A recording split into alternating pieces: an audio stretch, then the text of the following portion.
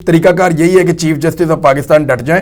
पीएमएलएन की ये ख्वाहिश है कि वो मेरिट पे बात करने की बजाय गन डाल दें। एक्चुअली जजेस के ऊपर तनकीद करके इस सारे मामले को मुतनाज़ा करना चाहते हैं। एस्टेब्लिशमेंट ने फैसला करना होता है कि कौन मुहिब्बे वतन है और कौन गद्दार है। अब देखें, परवेज़ इलाही पे गद्दारी का मुकदमा नहीं बनाएंगे कभी भी। मरियम नवाज बोल्ड है, बहुत गुस्सा है उनके अंदर, अग्रेशन बहुत ज़्यादा है और वो मुतहर्रिक भी हैं बिल्कुल। लेकिन उनके दो प्रॉब्लम बड़े सीरियस हैं। हमजा शहबाज तो किसी खाते में ही नहीं है। अगर इस खानदान के अंदर से आप देखें, बाहर तो बहुत बहुत शानदार लोग हैं पीएमएलएन में, बाहर से आके अगर किसी को क़यादत दें तो ये पार्टी कहाँ से कहाँ चली जाए। बिस्मिल्लाहिर्रहमानिर्रहीम, अस्सलाम वालेकुम। मैं हूं गुलफाम चौधरी, आप देख रहे हैं IRK न्यूज़। आज हमारे साथ स्टूडियो में एक ऐसी शख्सियत मौजूद हैं जिन्होंने दुनिया सहाफ़त में अपनी मेहनत, लगन और जोद मुसलसल से एक नाम और मकाम बनाया। हमेशा फैक्ट्स एंड फिगर पे बात की और दलील के ज़रिए करप्ट अनासर को टक्कर दी। सो बढ़ते हैं अपने मेहमान की जानिब। जी अस्सलाम वालेकुम सर। वालेकुम अस्सलाम। सर सबसे पहले बहुत शुक्रिया, आपने इतनी मसरूफियात में से हमें टाइम दिया। सर फर्स्ट ऑफ ऑल ये बताइएगा, पंजाब और KPK के इंतखाबात के हवाले से जुडिशली बेंच बनता है, उस पर हुकूमती इत्तेहाद ऑब्जेक्शन लगा रही है, तो क्या इस ऑब्जेक्शन लगाने का मकसद इस फैसले को कहीं मुतनाज़ करना तो नहीं है? देखें, अगर आप जुडिशरी में देखें ना पाकिस्तान की, तो कमियां और कोताहियां तो हैं। पाकिस्तान की जुडिशरी की तारीख़ भी पाकिस्तान के एस्टेब्लिशमेंट की तारीख़ या पाकिस्तान की पार्लियामेंट की तारीख़ या पाकिस्तान के मीडिया की तारीख़ की तरह उनसे तो बेहतर ही होगी, लेकिन कोई इतनी शानदार नहीं है। अब चीज़ों को बहाना बनाकर भागने की कोशिश करना, मुझे ये ऐसा लगता है यही बेंच था, यानी ये जो इस बेंच के अंदर जो जज साहिबान मौजूद हैं मुअज़्ज़िज़, इनमें से 5 जजेस मौजूद थे जब फैसला हुआ था डिप्टी स्पीकर की रूलिंग के ख़िलाफ़ अप्रैल 2022 में, और उसके नतीजे में PDM की हुकूमत बनी थी। तो उस वक्त यही सारे जजेस इंसाफ कर रहे थे और अभी यही सारे जजेस हैं जब उन्हें लगता है कि आइन और कानून के मुताबिक फ़ैसला होने जा रहा है, तो उसमें PMLN की ये ख्वाहिश है कि वो मेरिट पे बात करने की बजाय गन डाल दें। देखिए, मैं आपको एक चीज़ समझाता हूँ। जब पनामा का केस आया था ना, तो तब पहली मरतबा मुझे इसका अंदाज़ा हुआ था। PMLN करती ये है, या रवायती पुरानी सियासी जमातें, या हमारे यहाँ पे वकला का भी वतीरा है, ये पुराना हथकंडा है कि जब आपके पास केस लड़ने के लिए कोई कानूनी वजूहात मौजूद ना हो और कानूनी नुक्ता नज़र से आप कमज़ोर हों, तो फिर आप करते ये हैं कि जजेस को मुतनाज़ा बनाना, सरकमस्टांसेस को मुतनाज़ा बनाना, तारीखें लेने के लिए बहाने करना, डिले के अंदर चीज़ों को डालना, ये सारी चीज़ें पाकिस्तान में होती हैं और बाकी मुल्कों में भी जो थर्ड वर्ल्ड कंट्रीज़ हैं वहाँ पे ऐसी चीज़ें होती हैं। तो पाकिस्तान के अंदर ये वही टैक्टिसेस हैं। मेरे ख्याल में सुप्रीम कोर्ट ऑफ पाकिस्तान को डट के आइन और कानून के मुताबिक इसमें फ़ैसला कर देना चाहिए। सर क्या ऐसा हो सकता है कि जुडिशली अदालत सियासी जमात के कहने पर या इनके ऑब्जेक्शन लगाने पर जजेस को तब्दील करती रहे या अपने फैसलों को गैर मुसर करती रहेगी? नहीं करना चाहिए मेरे ख्याल में। मैंने आपको पहले भी बताया कि यही जजेस थे जिन्होंने पहले फैसला दिया था, तो आइन और कानून की बालादस्ती हो गई थी और इंसाफ का बोलबाला हो गया था इन्हीं PDM की जमातों के मुताबिक, और ये बहुत सेलिब्रेट कर रहे थे। अब वही जज साहिबान हैं, उनके ऊपर वो एतराज़ कर रहे हैं। मुझे नहीं लगता कि इससे जुडिशरी को इससे कोई असर लेना चाहिए, और अगर ऐसा हो जाएगा तो ये एक तमाशा लग जाएगा इस मुल्क में। आपका केस कहीं भी लग सकता है, किसी के पास भी जा सकता है और किसी भी जज के सामने आपका केस आ सकता है। बार बार जजेस को अगर आप मुतनाज़े करेंगे, इस तरह ये एक पॉलिटिकल पार्टी है, ये कह रही है जी 2 जजेस ये मुझे पसंद नहीं है, कल दूसरी पॉलिटिकल पार्टी आ जाए इसमें फरीक, वो कह जी ये वाले 2 मुझे पसंद नहीं है। शेख रशीद साहब का वकील है और वो आकर कह जी ये 2 मुझे पसंद नहीं है, फिर जज कहाँ से लाएंगे? इस तरह तो पूरी अदालत फारग हो जाएगी, फिर कंसेंसस ही नहीं हो पाएगा। मेरे ख्याल में फिर जो तरीकाकार यही है कि चीफ जस्टिस ऑफ पाकिस्तान डट जाएं, और जिस तरह वो डटे हुए हैं, और आइन और कानून के मुताबिक मेरिट के ऊपर इस केस का फैसला कर दें। सर मरियम नवाज साहिबा ने कल और आज ख्वाजा साहब ने नाम लेकर प्रॉपर जजेस के नाम और तस्वीरें दिखाकर जो अटैक कर रहे हैं, तो इसका मकसद कोई ज़ाती मर्जी के फैसले लेना है या फिर प्रेशर बिल्डअप करना है? आपने कभी बच्चों को क्रिकेट खेलते हुए देखा? जी बिल्कुल। मैं खुद भी बचपन से क्रिकेट खेल रहा हूँ। जब हम छोटे होते थे ना, तो हम लोग आपस में मैचेस भी खेलते थे, तो जो टीम हारने लगती थी ना, वो बड़ी हसास हो जाती थी। अब वो हर वक्त कोशिश करती थी कि नहीं कोई रौंदी हो जाए किसी तरह, यानी वो ये कहता था नहीं नहीं अभी तो 5 रन बाकी थे, अब तुम कह रहे हो जी नहीं 3 रन बाकी हैं, नहीं नहीं वो 5 रन बाकी हैं। تو آپ کیونکہ جیت رہے ہوتے ہیں آپ کہتے ہیں اچھا یار 5 ہی باقی ہیں, آجا میچ تو کھیل. جی سر. وہ بہانے بناتا تھا, کبھی وکٹیں اٹھا کے لے جانے کا, وہ بہانے بناتا تھا, کبھی میں بلہ لے کے گھر جا رہا ہوں, میں نے میچ کھیلنا ہی نہیں ہے, وہ ہارنے سے بچ رہا ہوتا تھا. یہی پولیٹیکل پارٹیز کی حالت ہے. وہ ایکچولی ججز کے اوپر تنقید کر کے اس سارے معاملے کو متنازع کرنا چاہتے ہیں. وہ یہ چاہ رہے ہیں کہ میچ پڑے ہی نہ, وہ یہ چاہ رہے ہیں کہ انتخابات ہوں ہی نہ, اور ان سے بھاگنے کا طریقہ کار کیا ڈھونڈا جائے. دیکھیں ان کو اس سے ملے گا کیا. عدلیہ نے بڑی ریسٹرینٹ کا مظاہرہ کیا ہے, یعنی بڑے تحمل کا مظاہرہ کیا ہے. اس کے اوپر تو ایکشن بنتا تھا اور توہین کا کیس بننا چاہیے مریم نواز پہ. عمران خان نے اس کا 10% بھی نہیں بولا ہوگا. سر زیبا چودھری کا جسٹ نام لیا تھا, نام لیا جاری ہو گیا اور وہاں پیشیاں لگ گئیں. ادھر جناب دہشت گردی کے بھی معاملات چلنا شروع ہو گئے, توہین عدالت کے بھی چلنا شروع ہو گئے. عمران خان صاحب گئے, جا کر عدالت میں کھڑے ہو کر انہوں نے معافی مانگی. بالکل معافی مانگنے کے لیے گئے, اس کی ویڈیو بنا کر وائرل کی گئی, دیکھو عمران خان آیا تھا, وہ معافی مانگ کر گیا ہے. تو وہاں پہ یہ چیزیں ہو رہی تھیں. یہاں پہ آپ دیکھیں گے ایک طرح کا عدلیہ بہت زیادہ تحمل کا مظاہرہ کر رہی ہے. حالانکہ ایکشن یہاں پہ بھی ہونا چاہیے, انصاف کا تقاضا تو یہ ہے. مریم نواز اینڈ کمپنی وہ یہ سمجھ چکے ہیں, جب انہوں نے پاکستان واپس آنے کے بعد ایک تو ان کا جو استقبال ہوا وہ بہت ہی بونگا سا تھا, اس پہ کافی لڑائی ہوئی ہے. اس کے بعد وہ جہاں جہاں جا رہی ہیں مارکیز کے اندر, شادی ہالوں کے اندر وہ جلسے کر رہی ہیں, اور وہاں پہ بھی لوگ پورے نہیں ہو پا رہے. زیادہ تر لوگوں کو وہ ساتھ لے کر چلتی ہیں. بالکل نظام پورا ان کو سپورٹ کر رہا ہے. ان کی سیکیورٹی کے اپنے لوگ جو ہیں وہ 2-3 روز کے اوپر تو وہ بیٹھتے ہیں کرسیوں کے اوپر, وہ اتنے زیادہ لوگوں کو ساتھ لے کر جاتی ہے مریم نواز. تو ایک پارٹی جو ہے اس کا کافی بیڑا غرق ہوا ہے. ان کو اندازہ ہے کہ یہ الیکشن میں جانے کا صحیح ٹائم نہیں ہے. اگر الیکشن میں جانے سے وہ بچنے کی کوئی بھی ان کو امید نظر آئے گی, وہ اس کو ٹرائی کریں گے, نمبر 1. نمبر 2, اگر ان کو جانا ہی پڑا نا تو وہ ایک متنازع الیکشن میں جانا پسند کریں گے. وہ یہ کہیں گے کہ یہ الیکشن جو ہے وہ عدلیہ نے یہ کیا تھا, اسٹیبلشمنٹ نے یہ کیا تھا, فلاں نے یہ کیا تھا. وہ بہت سارے ہیلے بہانوں کے ساتھ الیکشن میں جائیں گے تاکہ بعد میں ان کو رونے میں آسانی ہو. جی سر. یہ اگر سر ایک طرف دیکھیں تو ایک بندہ عدالت میں جا کے معافی مانگ رہا ہے, وہ آج غدار ہے, اور ایک طرف سپریم کورٹ پہ حملہ کرنے والے لوگ ہیں, وہ آج محب وطن بھی ہیں, حکمران بھی ہیں. تو اس دور معیار پہ آپ کیا کہیں گے سر؟ ایسا ہی ہوتا ہے. دیکھیں یہ اسٹیبلشمنٹ نے فیصلہ کرنا ہوتا ہے کہ کون محب وطن ہے اور کون غدار ہے. یہ جو غداری کی FIR ہوتی ہے نا, یہ میرے اوپر 2 درجن ہے. جی سر. اچھا یہ آپ کے اوپر پتہ کب کٹتی ہے؟ جب آپ نے کرپشن نہ کی ہو, ان کو کرپشن کا کے خلاف کوئی کیس. اب دیکھیں پرویز الہی پہ غداری کا مقدمہ نہیں بنائیں گے کبھی بھی. کیوں بلا؟ کرپشن کے کیس جو مل گئے ہیں, کیا فائدہ ایک مقدمہ ضائع کرنے کا؟ بالکل سر. نواز شریف پہ غداری کا مقدمہ نہیں بنائیں گے, بغاوت کا نہیں بنائیں گے. اتنے سارے کیسز ہیں کرپشن کے, کیا فائدہ کرنے کا؟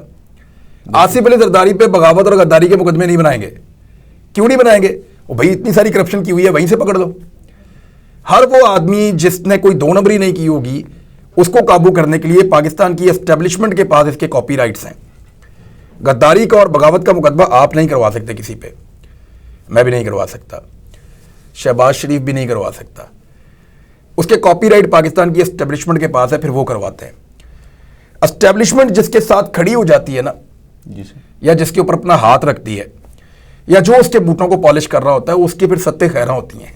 بالکل. اس کا جو برا بھی ہوتا ہے وہ اچھا ہو جاتا ہے, اور جس کے اسٹیبلشمنٹ خلاف ہو جائے اس کا اچھا بھی برا ہو جاتا ہے. تو سر آج کل جو آپ پہ FIR کٹ رہی تھی, جو تھریڈ مل رہے تھے, کیا سلسلہ جاری ہے یا رک گیا ہے؟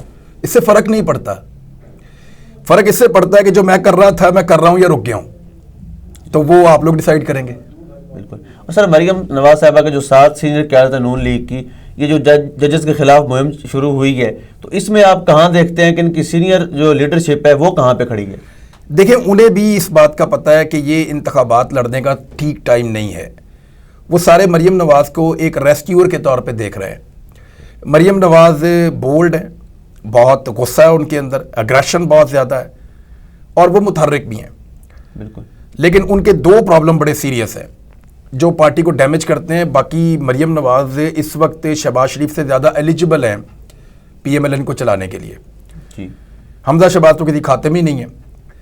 اگر اس خاندان کے اندر سے آپ دیکھیں, باہر تو بہت بہت شاندار لوگ ہیں PMLN میں, باہر سے آ کے اگر کسی کو قیادت دیں تو یہ پارٹی کہاں سے کہاں چلی جائے.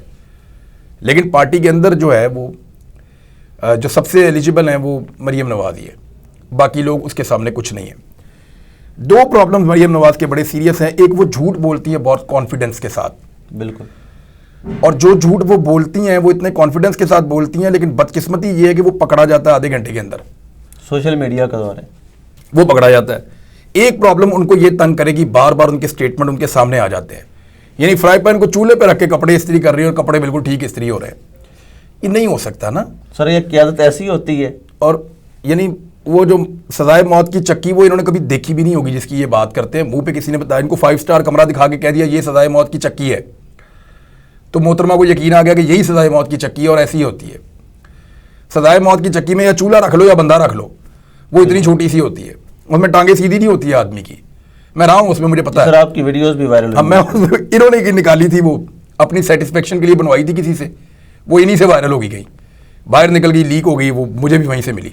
بلکہ میں نہیں چاہتا تھا کبھی بھی میری فیملی وہ تصویریں یا ویڈیوز دیکھے, لیکن وہ آ گئی باہر.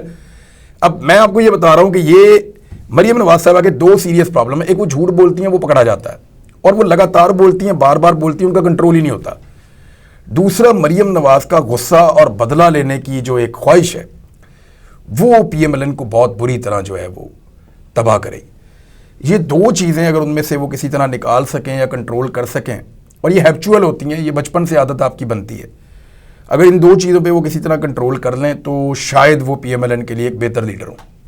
سر, یہ پی ٹی آئی کی جیل بھرو تحریک کے حوالے سے اب تک گرفتاریاں ہو رہی ہیں, 3را دن ہے, تو یہ کتنی مؤثر ثابت ہوگی؟ کیونکہ حکومتی اتحاد جو ہے وہ بھی فیصلہ کر بیٹھے ہیں کہ انہوں نے کوئی چنیدہ لوگوں کو پکڑنا ہے, بڑے مینشن لوگوں کو, جو کراؤڈ لے کے آ سکتے ہیں یا جن کی آواز لوگ سنتے ہیں, جن کے کہنے پہ لوگ آتے ہیں, صرف ان کو پکڑ رہے ہیں. تو یہ کتنی اثر انداز ہوگی؟ دیکھیں, اسد عمر کوئی کراؤڈ نہیں لے کر آتے, شاہ محمود قریشی کا اپنا کوئی کراؤڈ نہیں ہے سوائے مریدوں کا. پی ٹی آئی واحد پولیٹیکل پارٹی ہے جس کا کراؤڈ جو ہے وہ بغیر لیڈرز کے نکلتا ہے. ایک آدمی کے لیے وہ کہتا ہے آ جاؤ, لوگ آ جاتے ہیں, نہ بسیں دینی پڑتی ہیں, نہ کھانا دینا پڑتا ہے. تو اس سے فرق نہیں پڑے گا, یہ اسٹریٹجی غلط ہے.